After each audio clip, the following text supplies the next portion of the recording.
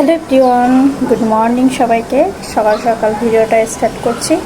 আজকে হচ্ছে শুক্রবার। আমি একটু ঘুরতে বেরোবো আমার ফ্রেন্ডস রিজনের সাথে। কোথাও যাব না বলতেই কাছাকাছি যাব, এরপরে আর বের হবো না। তার জন্য ভাবলাম এখন একটু রেডি হয়ে বের হবো, এই আর কি। এই যে সকালবেলা ঘুম থেকে উঠলাম, এখনই হাই উঠতেছে। আর সকালবেলা ঘুম থেকে উঠে একটাই কাজ, আমার বারান্দায় আসা, ফুল গাছে পানি স্প্রে করা। এটাই হচ্ছে আমার সবথেকে বড় কাজ। আর এই বড় কাজটা আমি প্রতিদিনই করি আর প্রতিদিন করি।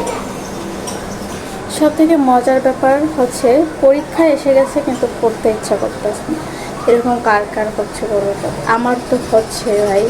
আমার পরীক্ষা এসে গেছে কিন্তু আমি পড়তে বসতেছি না, বা পড়তে বসার কোনো আমার মুড নেই। আর মানে কিছু ভালো লাগতেছে না। সেকেন্ড হচ্ছে এখন রান্নাবান্না করব, রান্নাবান্না করে তারপর এখন যাব না, গেলে তো বিকালের দিকেই যাব। এখন ইদানিং হালকা হালকা গরম শুরু হয়ে গেছে, গরমের ভিতর তো আর কোথাও যাবই না, মানে ভুলেও যাব না। কারণ এই গরমে গেলে বাইরে সিদ্ধ হয়ে যাব। এখন এই গরম পড়ছে, আরও তো সামনে সময় রয়ে গেছে, তখন কি হবে কি জানি না কি হবে। আমি এই যে ঘামতেছি এখন, আর অল টাইম ফ্যানের নিচে থাকতে থাকতে এখন ফ্যান ছাড়া থাকতে পারে না। আবার যারা এসিতে থাকে, যাদের এসিতে থাকার অভ্যাস, তারা কি করে এটাও আমি বলতে পারবো না। যাই হোক, এত কথা না বলে দেখো, ও দেখাতে পারলাম না। ছোটো একটা বাচ্চা মানে শুয়ে পড়েছিল। যাই হোক, একবারে মানে রেডি হয়ে তোমাদের সাথে কথা হবে, কারণ এই রেগুলার রান্নাবান্না তো তোমাদের সাথে এত শেয়ার করতে পারবো না।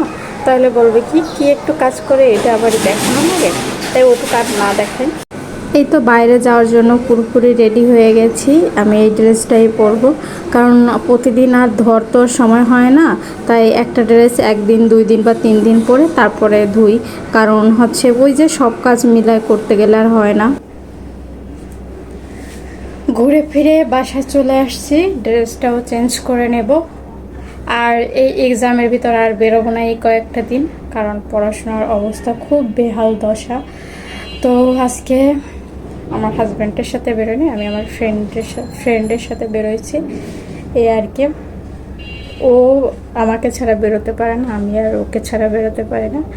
তো ভাবলাম ঠিক আছে, এই কয়দিন যখন বেরোবো না, আজকে লাস্ট শুক্রবার, আজকে একটু বেরোই।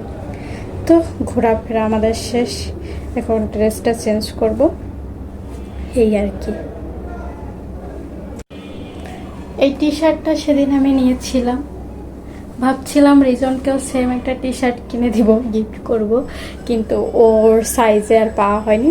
আমি একাই নিয়ে নিলাম, ভেবেছিলাম দুইজনেই নিব। আর টি শার্ট পরে বাইরে বেরোনো হয় না, কারণ টপসটাই বেশি পরি, বেশি ওভার স্মার্ট আবার ভালো না। টি শার্টটা কেমন হয়েছে সবাই তোমরা একটু জানিও। আমি আমার চুজ মানে পছন্দে কিনেছি, আমি চুজ করে কিনেছি। তো আমার ভালো লাগছে মানে তোমাদের সবারও ভালো লাগবে, আদার্স পার্সনেরও ভালো লাগতে হবে, কারণ আমার ভালো লাগছে। আমি আমার ভালো লাগাটাকে বেশি প্রায়োরিটি দিই, অন্য মানুষের ভালো লাগা এত বেশি প্রায়োরিটি দিই না।